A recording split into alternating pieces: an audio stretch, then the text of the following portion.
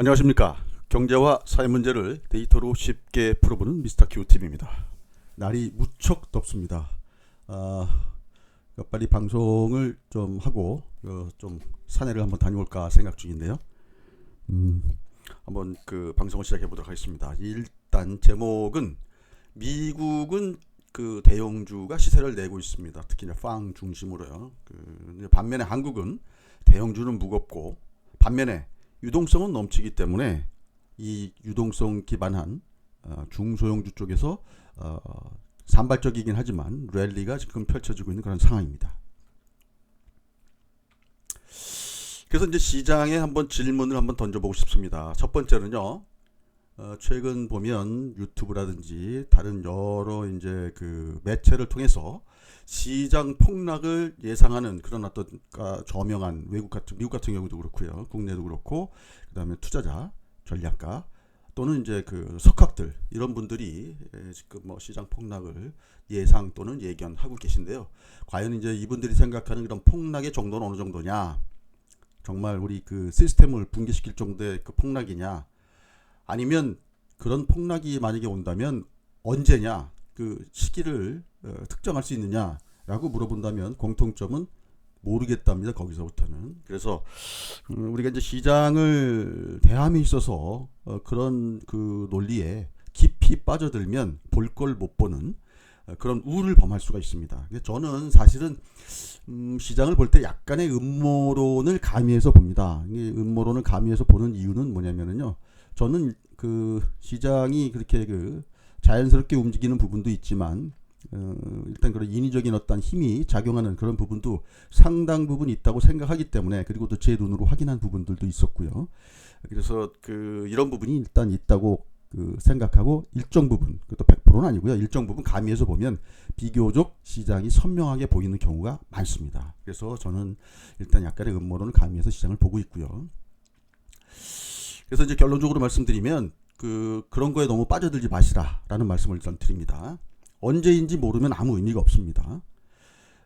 두 번째, 미국은 대형주가 계속 랠리를 펼치고 있고 한국은 중소형주 랠리가 지금 산발적으로 이어지고 있는데, 이 부분에 대해서 어떻게 생각하느냐라고 본다면 한국은 지금 뭐 아시는 바와 같이 연말 연초에 개인들이 대형주 쪽으로 상당한 수급이 들어왔기 때문에 지금 다시 그 대형주들을 랠리를 가동을 하려고 하면 이 수급상의 문제가 해결되어야 되는데, 지금 현재는 한국의 대형주를 움직일 만한 수급상의 어떤 변화가 나타나지 않고 있습니다. 뭐 가령 예를 들면 미국에서 빵 위주의 어떤 대형주들은 최근에 랠리를 하고 있지만, 뭐 예를 들어서 이머징 마켓 ETF라든지 등등 이런 쪽은 지금 그 힘을 못 쓰고 있습니다. 결국에는 외국인들이 한국 시장에 적극적으로 개입할 수 있는 그런 상황이 못 되고, 국내 기관 투자가들도 그 개입을 못하는 그런 상황이라고 본다면, 과연 이 고양이 목에 누가 방울을 달 것이냐? 개인들이 달기는 어렵다고 봅니다. 그래서 지금 산발적이긴 하지만 중소형주의 랠리는 좀 더 이어진다고 보고요. 이게 이제 이어지다 보면 길을 찾을 겁니다. 그런 길을 찾게 되면 정말 세게 가는 그 섹터가 나올 가능성도 있습니다. 그래서 세 번째로 가세요. 한국의 중소형주 랠리가 나온다면 과연 어디가 유망할 거냐? 뭐 우리가 보면 최근에 움직였던 업종들, 섹터들 한번 보겠습니다. 2차전지 소재 섹터가 있었고요. 그다음에 반도체 장비 섹터도 움직였고요. 그다음에 바이오 헬스 또는 ESG 관련해서는 최근 들어서는 탄소 제로, 탄소 중립, 심지어 그러니까 탄소 중립 넘어서 이제 탄소 제로까지 가는 거죠. 탄소 제로를 하려면 일단 뭐 탄소를 그 캡처해서 탄소를 포집을 해서 탄소를 자원화하든지 아니면 탄소를 얻다가 그 가둬두든지 저장하든지 하는 어떤 그런 기술들, 또 그 관련된 산업이 앞으로 좀 될 것이다라는 그런 얘기들이 지금 나오고 있죠. 그래서 지금 보면 제가 이제 부등호 표시를 했는데, 저 개인적인 생각입니다. 저는 2차전지 소재보다는 반도체 장비 쪽이 낫다고 보고, 반도체 장비 쪽보다는 바이오 헬스다, ES 쪽이 더 낫다고 보는 편입니다. 그렇게 보는 이유는 뭐가 있냐면요. 일단 밸류에이션의 한계가 반드시 존재합니다. 저는 뭐 제 나름대로 기준이 있습니다. 예를 들어서 어디에 장비를 납품하거나 아니면 어디에 부품 또는 소재를 납품하는 회사는 시가총액이 몇 조 이상이 되면 매력도가 상실된다라고 이렇게 보고 있어요. 그다음에 두 번째 PBR, 그러니까 대형주 같은 경우는 예를 들어서 아무리 이게 성장 산업이라고 하더라도 물론 이제 그 우리 바이오라든지 아니면 인터넷 업종 이런 데를 제외하고 제조업과 관련 제조업을 하고 있는 섹터에서 뭐 PBR이 2배에서 3배를 간다. 3배를 넘어간다. 그러면 그때부터는 저는 이제 그 섹터는 쳐다보지 않습니다. 제조업이 PBR 3배가 넘어간다는 건 대형주에서 뭐 중소형주는 다른 얘기입니다만 그런 경우는 제 나름대로 어떤 기준을 가지고 보고 있습니다. 그거는 뭐냐면 다 역사적인 산물이죠. 과거 제 경험상으로 보면 그런 쪽에서 항상 그 애널리스트들이 막 간다고 막 그 뭐랄까 그 바이코를 외치지만 거기서 더 못 가는 나중에 보면 그때가 피크아웃이었고 그런 경우가 굉장히 많았었습니다. 그래서 그 저는 뭐 그런 관점으로 일단 보고 있고요. 그래서 요게는 또 뭐도 있냐면 뭐 일종의 투티디데스 디데스 함정이라고 얘기해놨지만 이거 뭐 최근 들어서 뭐 미중 간의 어떤 그 대결 이런 그 논리를 얘기하면서 투키디데스 얘기를 하죠. 이거 뭐냐면 저 2차 전지 하나를 보겠습니다. 2차 전지를 쓰는 곳이 이제 자동차 업종이죠. 주로 많이 쓰는 쪽이 자동차 회사가 2차 전지를 받아다가 전기 자동차를 만듭니다. 근데 전기 자동차를 만드는 본인들은 별로 돈을 못 버는데 2차 전지를 납품하는 회사들이 지금 굉장히 떼돈을 법니다. 가령 예를 들면 시가총액으로 비교를 해보죠. 자동차 만드는 회사가 시가총액이 뭐 10조인데 예를 들어서 2차 전지를 납품하는 회사 시가총액이 10조가 된다. 그럼 자동차 회사들이 자동차를 만들 필요가 없게 되죠. 그러면 2차 전지를 싸게 공급을 받든지 아니면 본인들이 2차 전지를 만들든지 그런 구조로 가야 됩니다. 그래서 최근 들어서 보면 자동차 회사들이 그래서 2차 전지를 내재화시키겠다라고 하는 어떤 이슈가 불거졌던 거죠. 자, 이제 그런 얘기가 나오다 보니 2차 전지가 혹시 지금 현재는 뭐 모든 사람들이 이거 뭐 내재화시키는 게 말도 안 된다고 하지만 저는 당연히 말이 된다고 보거든요. 당연히 내재화시켜야죠. 그래야 싸움을 붙여서 공급 가격을 낮출 수 있는 어떤 그 자동차 회사들이 그거 하는 선수들입니다. 원래 저기 밴더들끼리 경쟁을 붙여서 가격을 낮추는 게 그들의 어떤 뭐랄까 전략이기 때문에 분명히 그런 쪽으로는 진행이 될 거고요. 그러다 보면 2차 전지를 만드는 회사들은 2차 전지를 만든 회사들 시가총액이 예를 들어서 10조인데 소재를 납품하는 회사, 양극재를 납품하는 회사가 양극재가 지금 현재는 비중이 제일 크다고 하니까요. 양극재를 납품하는 회사가 10조라고 만약에 친다 그러면 자기들이 2차 전지를 만들 필요가 없이 양극재를 만들면 되겠죠. 그래서 지금 보면 2차 전지를 만드는 메이커들 중에서 화학 기반 회사들 우리나라로 치면 LG화학과 그리고 또 SK이노베이션이 되겠죠. 이런 회사들은 자기네들이 지금 소재 만드는 그 쪽에 계속 좀 투자를 하고 있습니다. 설비 투자도 하고 있고요. 그러면 삼성 SDI는 화학에 기반한 회사가 아니죠. 그럼 삼성 SDI가 할 수 있는 방법은 뭐가 있냐면 그런 소재를 만드는 회사하고 같이 조인트 벤처하는 형태로 계속 가겠죠. 그러니까 방법은 그렇게 찾아갈 겁니다. 그래서 결국에는 또 2차 전지를 만드는 업체들은 소재 업체들 또 싸움을 붙여서 싸게 공급을 받거나 그게 어렵다면 본인들이 직접 만드는 거죠. 그래서 결국에는 2차 전지 소재 쪽도 지금은 우리가 그렇게 굉장히 장밋빛 전망을 하고 있지만 꼭 저게 장밋빛 전망일까? 그리고 지금 현재 저들의 밸류에이션이 몇 년 후 거를 지금 땡겨다 지금 하고 있는지 사실 좀 고민을 좀 해봐야 됩니다. 그리고 지금 그 애널리스트들은 기본적으로 본인들이 속해 있는 섹터, 업종에 대해서 굉장히 좋게 봅니다. 왜냐하면 그걸 나쁘게 보면 그 자리에 앉아 있을 수가 없습니다. 그래서 일단 약간은 뭐랄까요, 보유 편향, 확증 편향, 그러니까 약간 편향적인 어떤 그런 그 사람들이라고 일단 보시면 맞을 것 같고요. 우리는 뭐 그렇게 굳이 편향을 가지고 볼 필요가 없는 사람들이기 때문에 그런 관점으로 보면 되겠습니다. 그래서 2차 전지 소재 같은 경우도 최근 들어서 보면 뭐 예를 들면 뭐 저기 그 양극재 소재 만드는 회사들이 최근 들어서 시가총액이 굉장히 많이 커졌습니다. 뭐 예를 들어서 양극재 만드는 회사가 시가총액이 10조가 넘어갔다 그러면 조금 좀 애매해지는 거죠. 왜냐하면 SK 이노베이션 같은 경우가 시가총액이 그렇게 크지 않은데 거기서 또 정유 쪽 그 시가총액을 빼고 나면 실제로 그 거의 그 양극재 만드는 회사들 시가총액하고요. 자기 그 셀을 만드는 그 회사 시가총액하고 거의 비슷해집니다.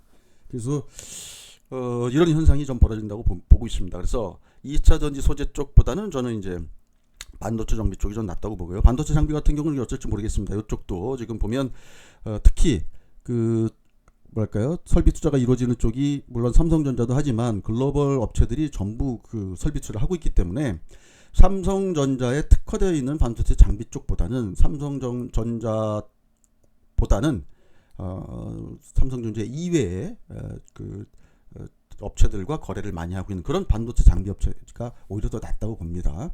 뭐 예를 들면 뭐 삼성전자가 그동안 좀 안 좋았었다든지 오히려 그래서 이제 다른 길을 찾아서 그 해외로 나가고 다른 업체들을 또 알아보고 그랬던 업체들이 지금 보면은 굉장히 지금 그 좋은 그런 흐름을 보이고 있는데, 이 반도체 장비도 아까도 말씀드렸지만 결국엔 제조업이기 때문에 일단 시가총액 그 다음에 PBR의 어떤 그 뭐랄까요, 저 한계에 봉착하게 되어 있습니다. 그래서 그런 부분들을 고려해 봐야 되고요. 세 번째, 바이오 헬스는 이런 부분들로부터 사실 굉장히 자유롭습니다.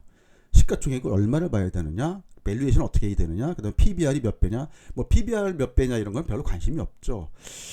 중요한 거는 제가 전에도 말씀드렸지만 특히 이제 신약을 만드는 업체들 같은 경우는 요 그 확률 변수 기대값 그에 대해서 말씀드렸었죠. 확률 변수 곱하기 그 확률.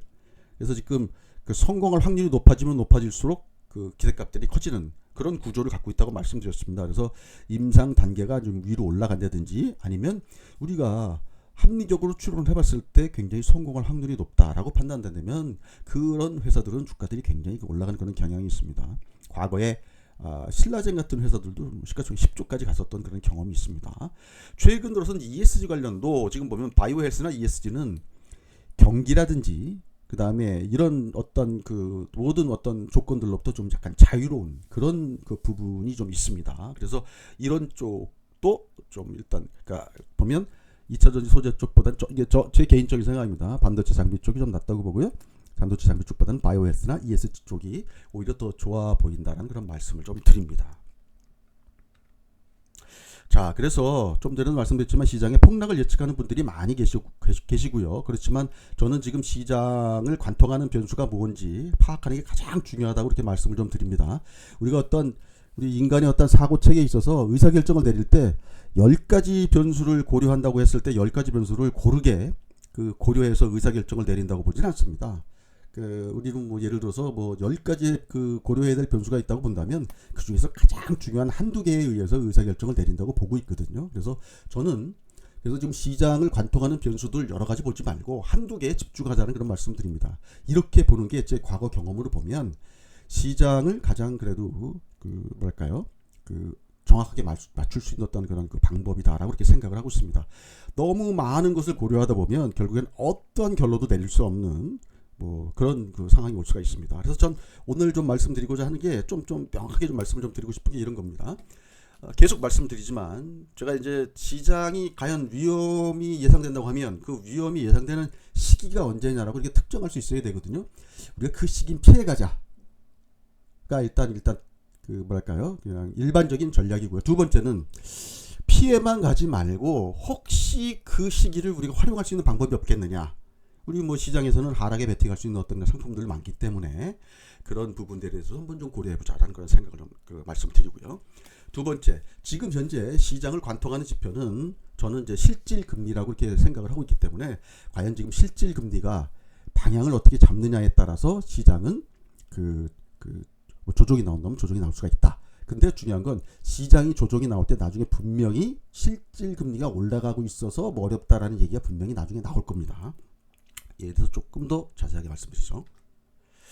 자, 그래서 제가 이제 우선 먼저 나중에 또 혹시 또 얘기가 흩어질지 몰라서 시장 전략과 그리고 또 준비해야 될 것들 좀 말씀을 좀 드리면은요. 제가 이제 계속 말씀드리지만 스큐인덱스상으로 지금 6월 25일 날 일단 고점을 보였기 때문에 앞으로 또 다른 어떤 변화가 있을지 모르지만 우선 그걸 전제로 놓고 본다면 6월 25일로부터 보통 한 2달 후에 시장이 조정기가 온다고 말씀드렸습니다. 그래서 8월 25일 되겠죠. 그러면 8월 25일 전후에 어떤 이벤트가 뭐가 있을까라고 생각해보면 8월 26일부터 28일까지 잭슨홀 미팅이 있다고 말씀드렸죠. 그래서 만약 그때쯤 변곡점이 온다면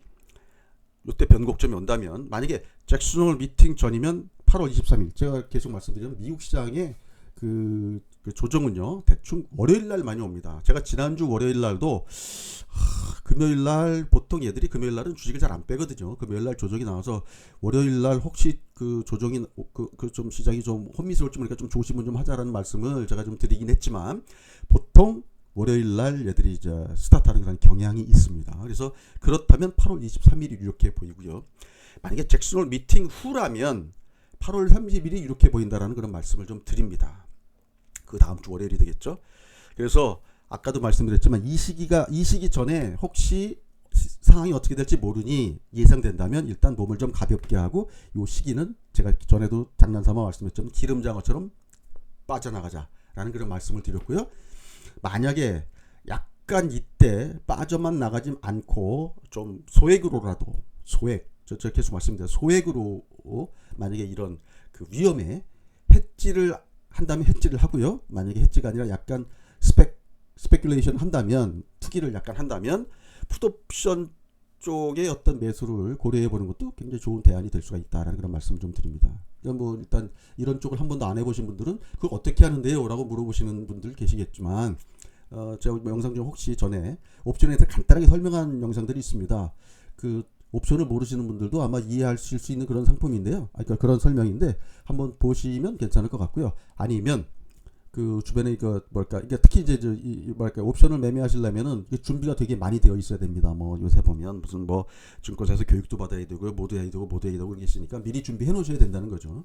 제가 드리는 말씀은 뭐냐면 그 이런 앞으로 위험이 나타난다고 했을 때 그 위험을 나타내는 지표를 미리 알려주는 지표를 봐야 됩니다. 뭐 예를 들어서 그래야 미리 대비를 하죠.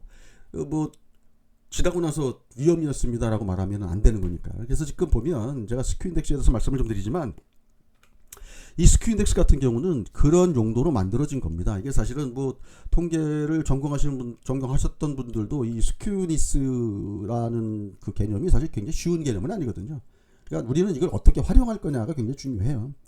그 증권사에서도 이제 퀀트라고 하죠. 퀀트 하는 애들도 지금 사실 스큐인덱스를 잘 활용할지 모릅니다. 왜냐면 이 친구들이 뭐냐면 이런 거죠.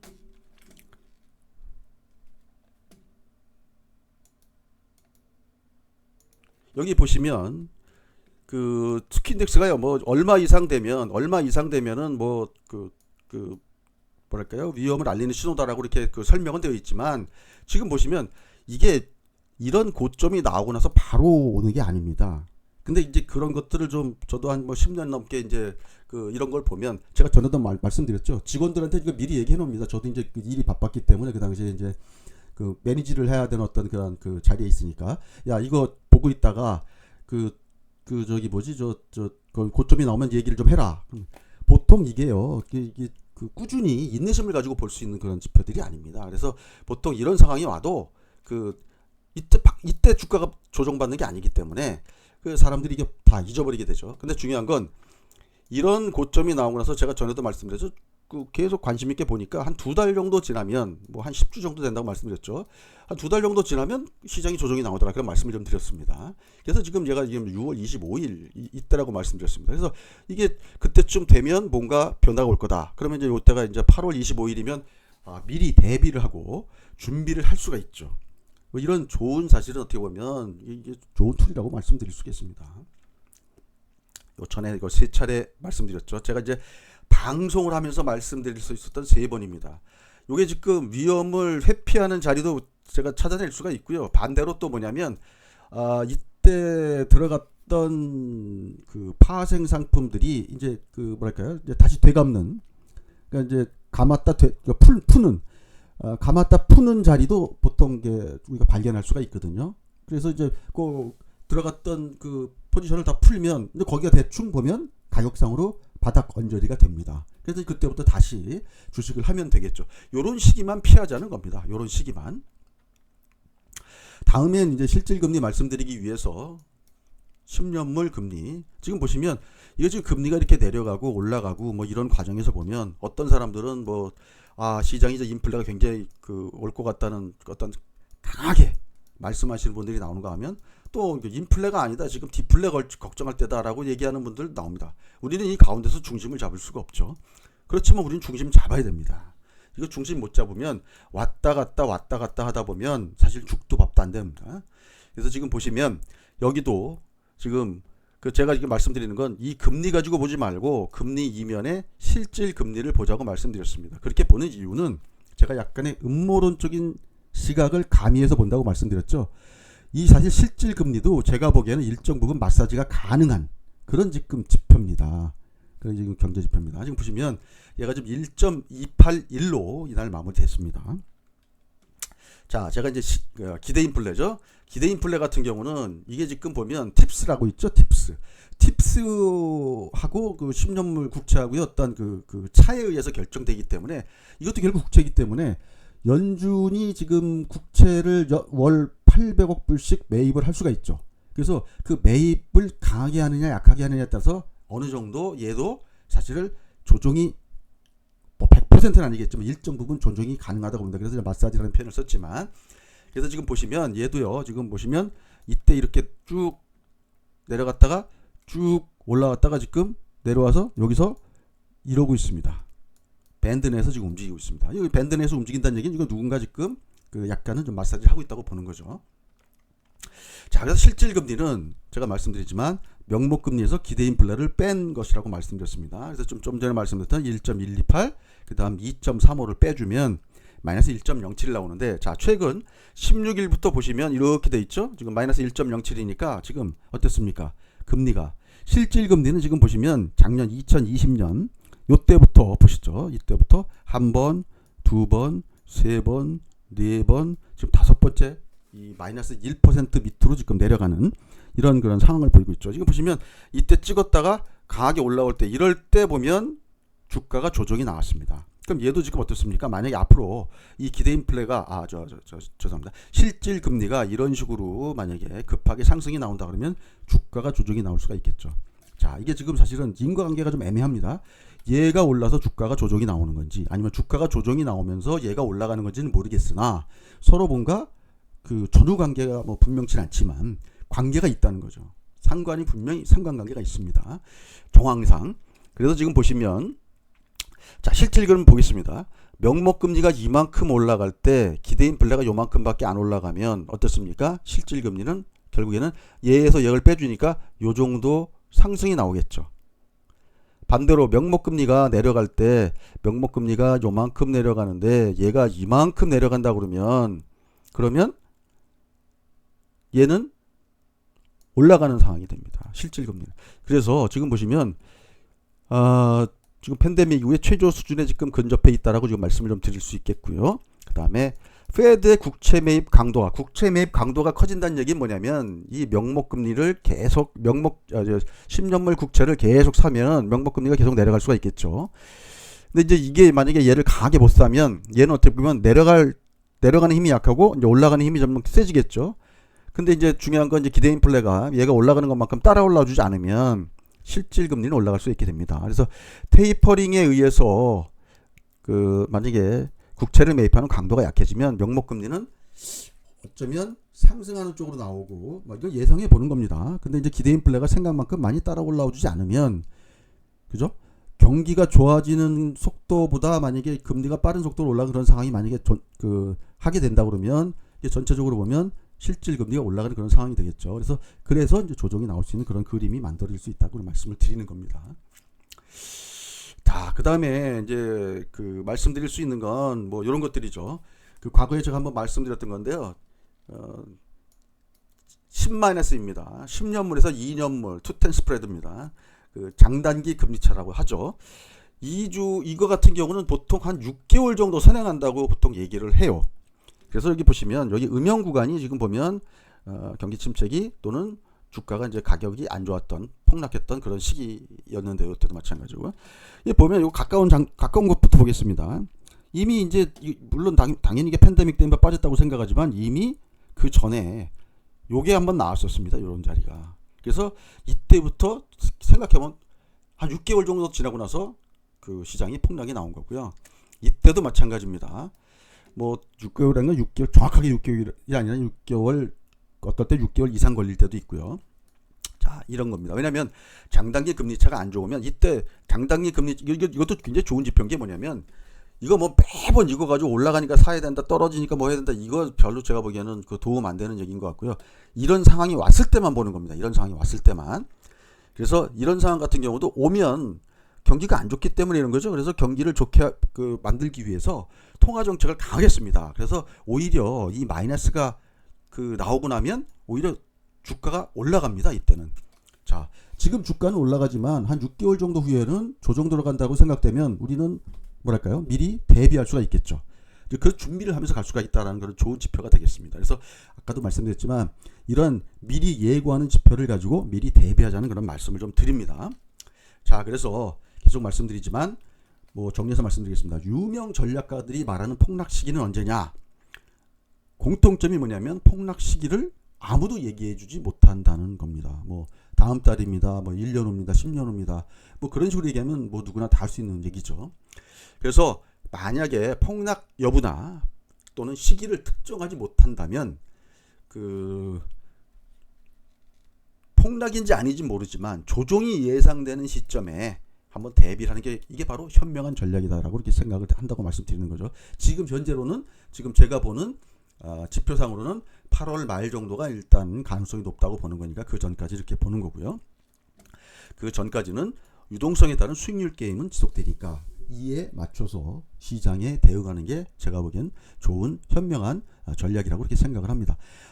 시장이 만약에 혹시 폭락이나 조정이 나온다고 하더라도 아까도 말씀드렸지만 경기가 좋고 나쁨 경기가 좋고 나쁨에 관계없이 움직일 수 있는 섹터들은 시장이 만약에 조정 나올 때 초기에는 같이 조정 나올 수 있지만 조정 후에 그런 쪽은 오히려 다시 갈 수도 있는 그런 상황이기 때문에 그건 또 그때 가서 말씀드리기로 하고요. 오늘 굉장히 더운 일요일 오후인데요. 건강 유의하시고요. 앞으로 있을 어떤 이런 상황 미리 좀 대비를 하시는데 지금 아직 시간적인 여유는 있으니까 천천히 준비하시면서 수익률 게임에 치중을 하셨으면 좋겠습니다. 이상 미스터 큐 TV였습니다. 감사합니다.